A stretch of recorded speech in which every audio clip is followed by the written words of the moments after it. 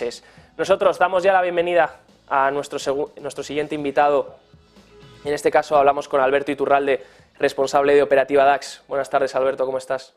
Muy buenas tardes, Javier. Bueno, lo primero que quiero preguntarte, Alberto, siempre que vienes hablamos un rato de sentimiento contrario, ¿no? De hecho, consultaba ahora mismo las encuestas de sentimiento en Estados Unidos por parte de los inversores minoristas. Vuelve un poquito de miedo, las últimas semanas había mejorado el optimismo.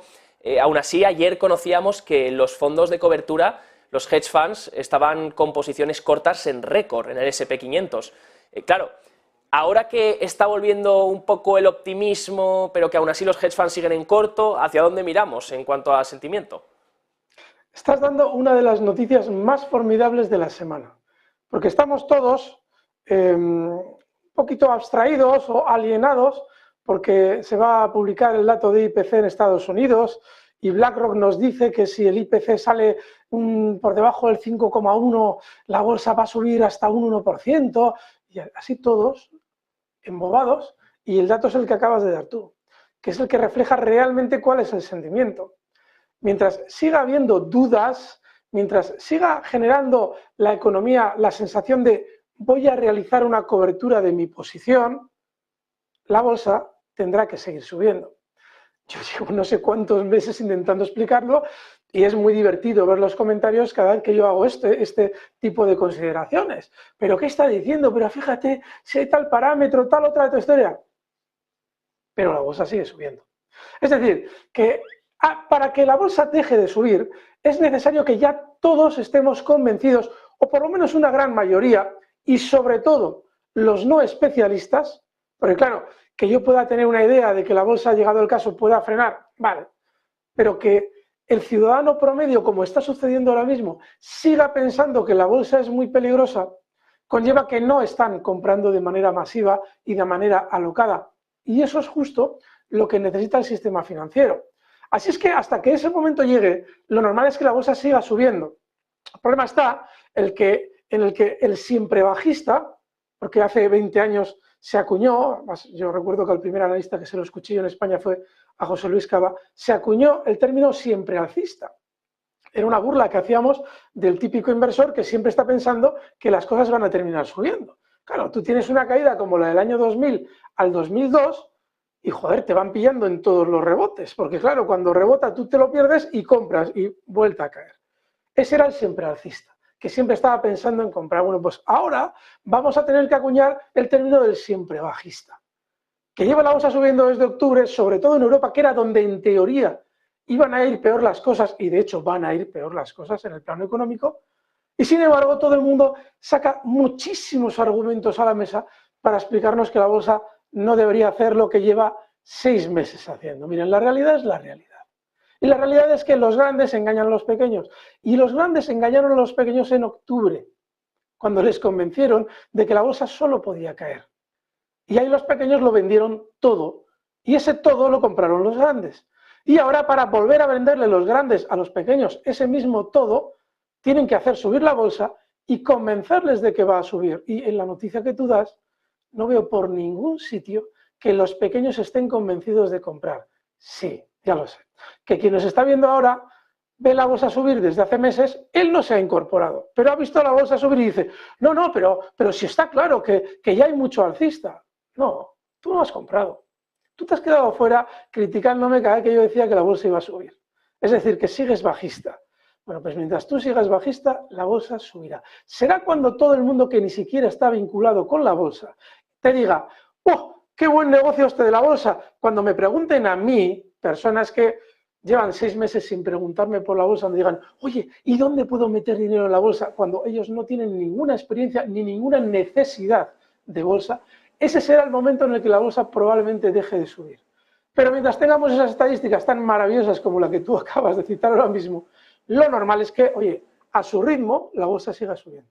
Eso te iba a preguntar, Alberto, porque, claro, hay una frase, no sé si de hecho te la escuché a ti, pero la escuché el otro día así de refilón y decía algo así como, cuando empiecen a venir los buenos datos, ahí es cuando las bolsas van a bajar. Estamos tan enfocados en que los malos datos eran positivos, que cuando empiecen a venir los buenos datos de verdad, cuando realmente la inflación llegue a su objetivo, cuando la Fed pause, o yo qué sé, o que la economía se recupere, ahí es cuando hay que preocuparse, ¿no? te acuerdas perfectamente de lo que hablamos la semana pasada. Es así, es decir, realmente la economía, nosotros tendemos a cometer el gran error de pensar que la economía está continuamente influyendo en la bolsa.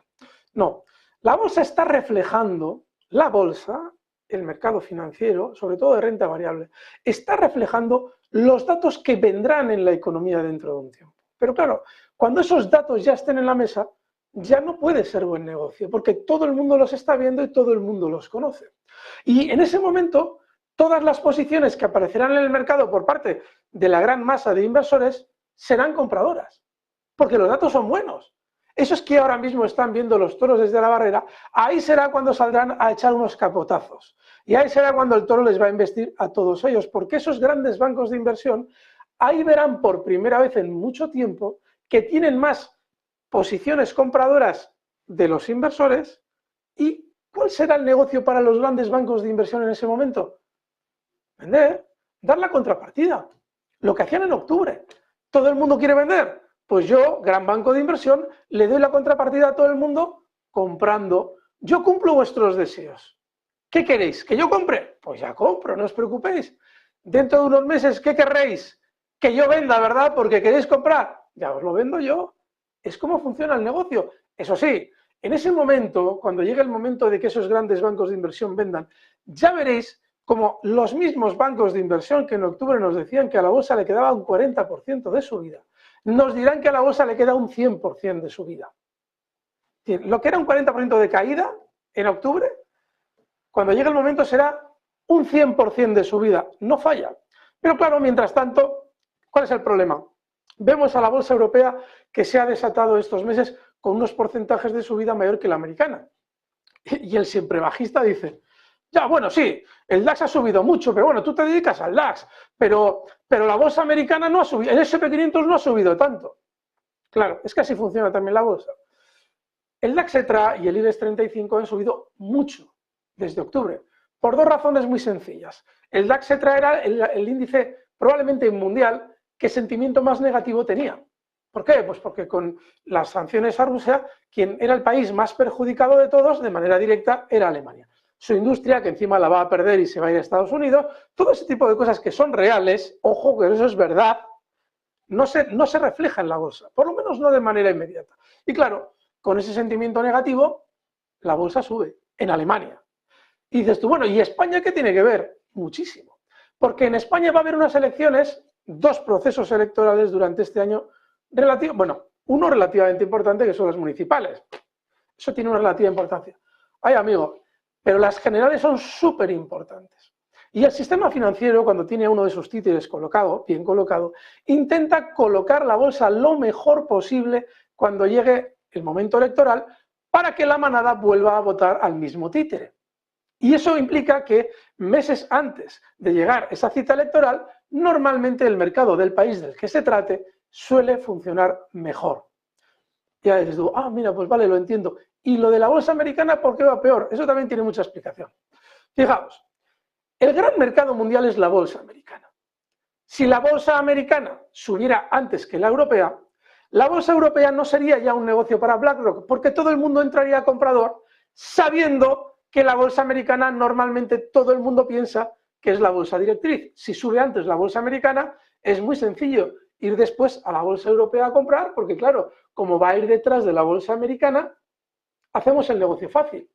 Luego, ¿cómo tiene que hacer BlackRock el negocio para que realmente todo salga redondo?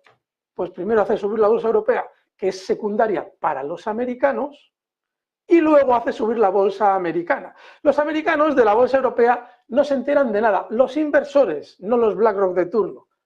Y así puede subir BlackRock luego la bolsa americana sin necesidad de que todo el mundo se incorpore porque ha visto lo que ha pasado en la bolsa europea, que lo consideran secundario. Es decir, puede subir primero la europea, pero no al revés, porque si tú, la bolsa rectora, aparentemente para los inversores, sube antes, les estás poniendo el negocio en bandeja en la bolsa europea.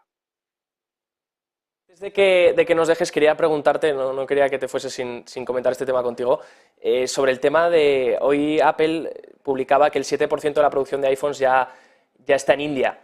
Y claro, iba junto un informe de Schroders también, que hemos estado comentando antes en Rolling Stocks, donde veíamos que bueno, las grandes tecnológicas quieren cada vez más salirse de China. Y mi pregunta es si pueden permitírselo y si es la opción correcta. Si queréis saber algo de geopolítica, mirad a Apple.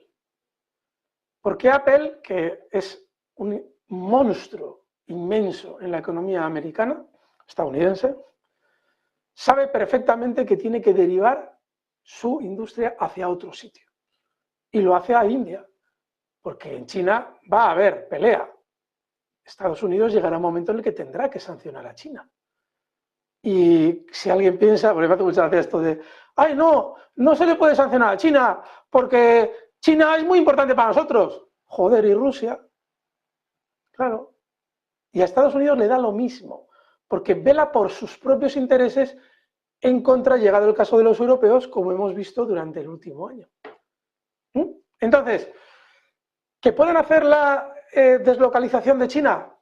Amigo, eso no lo sé, porque no estamos hablando de un país, el chino, que sea o esté caracterizado por su transparencia a la hora de realizar ese tipo de cosas. Nosotros nos enteramos de que tal o cual empresa va a producir X cosas en China. Vale, joder, pero de ahí, de esa noticia, a saber exactamente cómo está implementada esa producción, cuáles son los compromisos y todas las circunstancias que te hacen ver cómo luego la empresa europea o americana o estadounidense va a poder salir de China, va un mundo. Es muy difícil. Yo a esa pregunta no sé contestar, pero a cambio sí os doy un pequeño guiño, que es que observéis a Apple, porque si Apple se va de China es porque sabe que ahí la cosa va a ir muy mal. No es que a China le vaya a ir mal, es que Estados Unidos le va a generar un gran problema a China en el plano económico.